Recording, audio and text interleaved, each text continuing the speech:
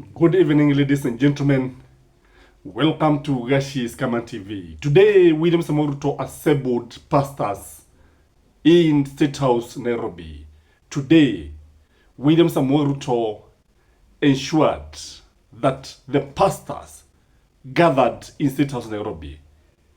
And what shocked me is what they were saying. What shocked me is that the number of pastors were huge, and number two, they were actually blaming Kenyans. They were blaming Kenyans because of maandamano. They were blaming Kenyans because of criticizing William Samoei Ruto for constructing a 2 billion church in State House. Ladies and gentlemen, I want you to watch first of all this so-called Gen Z pastor. Listen to his language. He is speaking in Sheng to identify with the youth. And he is telling the youth to return to the father. And the father is William Samoei Ruto, Baba wa Taifa, just like the prodigal son who returned to the father. I want you to watch this pastor. Then I want you to comment anything you think about this kind of talk. Za fujo na vurugu, maandamano, na tumeona yani hakuna mwelekeo yenye tuko nayo. Tunafaa kukuwa na tumaini kwa sababu sisi ndio taifa ya kesho. Sisi ndio nguvu ya hii taifa. Na tunafaa kutumia hiyo nguvu kujenga dreams zetu, si ati kwenda kuvuruga, ati tunaenda kuchoma, tunaenda kuwasha nari huko kwa barabara tukitupaka madimanga, kwa sababu pali umeenda umechoma hiyo biashara ni ya mkoro wako, ni ya mzae wako, ni ya sistako, ni ya babako. Sasa tukichoma tunajisaidia na nini? Tunaelekea wapi? Kweli yenyewe tumekosa mwelekeo mayouth. Lakini hata kama venye Bible inasema prodigal son, tunaweza rudi nyumbani tukuje kwa baba yetu Samoei Ruto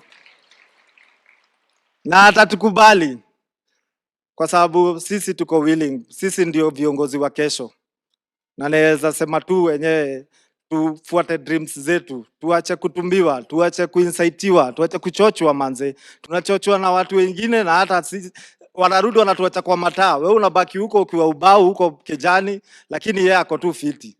So tuache kuchochana mayouth. Wacheni tujaribu kukuza hii nchi yetu, kwa sababu ni nchi tunapenda. Na ni nchi inaweza kuwa nchi ya usalama, na ni nchi yenye inaweza kuwa, na pia sisi tuweze kugrow kwa sababu sisi ndio leaders wa kesho. Notice that the venue where he's speaking from is from the seat of power, State House. Do you think the same pastor can go to Kamukoji or Uhuru Park and address the youth and tell them the way he is telling them when he's at State House, Nairobi? Do you think? Because you see, if you're speaking the truth, if you're honest, you should be able to speak from wherever you are.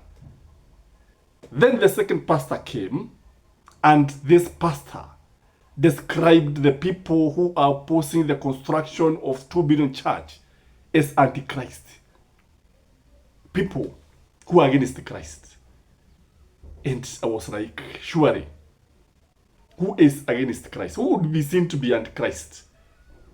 Because you see, these pastors are expected to protect the people. They are supposed to be the voice of reason. They are supposed to call the government to order. Because from the way they are speaking, it looks like they support the extrajudicial killing. They support corruption. They support embezzlement. They support any method, whatever the government is doing, they support, whether that thing is illegal or not, whether that thing is constitutional or not. Watch this pastor here, then you give your take.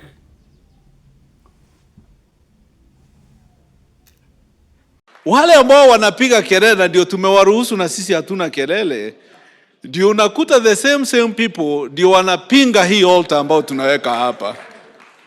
Na wale wanaipinga hao wenyewe, wakati tulikuwa colonized in this nation, ndio walikuwa wanatoka pale wanakuja hapa kuombea governor.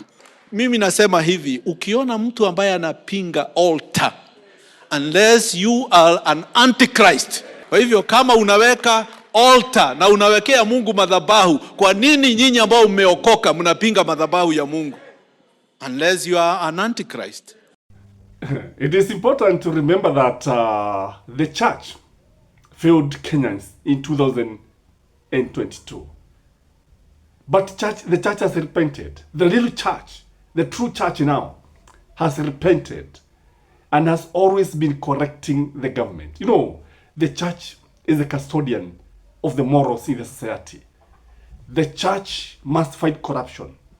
I want to say this about this kind of talk and this kind of assembly by the men of cloth at Statehouse, Nairobi. Number one, let people not forget, let the pastors not forget that it is not cows that were killed.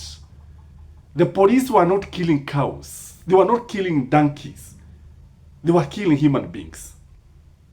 Let them remember that life has been lost. Let them remember that damu ya mwanadamu sio damu ya kuku. I think it is important they remember that. And if Christ was to come today, would they look at Christ and tell him that we defended your people when they were being killed? We stood with your people when the police were killing them. Would they do that? So let them not forget that. Secondly, wacha tuweke tamaa nyuma. Tamaa mbele, mauti nyuma. Waswahili wakasema. Because you see, anytime you see these people talking like this, they cannot just come out anywhere and start talking like this. Unajua mkono mtupu haulabwi. Na let us not be guided by interest, vested interest, personal interest. Let's put the interest of the country at first. Because if these pastors were putting the interests of the nation before their interests, I'm sure they could not be talking like this. Do you think Bishop Muheria can talk like this? Do you think? I doubt. The other thing is that they should remember that the way they are talking, they are hurting Kenyans. Kenyans have not healed. There are people who are mourning. There are people who have not buried their loved ones. Alafu wanakuja kuogea hivi. Usiogeze, usipigie msumari kwenye kidoda ambacho hakijakauka. Usipige pasi kwa kidoda ambacho kina badeji. And these people are the same people who makes people not even to go to church. Because would you stomach such a pastor to preach to you? Because me, I cannot. If I meet such a pastor preaching, I would run away. Definitely would run away. I would not reason. Because I will see these kind of pastors as betraying Christ. Whatever they are teaching is not biblical. They are teaching something to suit the situation, the scenario. They are trying to interpret the Bible in a way, because surely, are you not hurting Kenyans? Are you not hurting the youth by telling them whatever you are telling them? Are you not? Why are they not correcting the government? You see, they could have corrected the government. They could have told William Samoei, listen to your children. These are your sons and daughters. Yes, because I believe that it's not just talking. People don't talk just for the sake of talking. When you are talking, let's talk substance. Because you cannot just say anything that comes from your head. Again, I would say this, that if the church is not going to stand firm, we may find ourselves in the same situation we found ourselves in. And at times comes when we ask ourselves, money or the box? Choose money or the box. Money or the box. Truth is for the box. Money is for the brown envelope. What would you choose? I choose Kenya. I choose my country.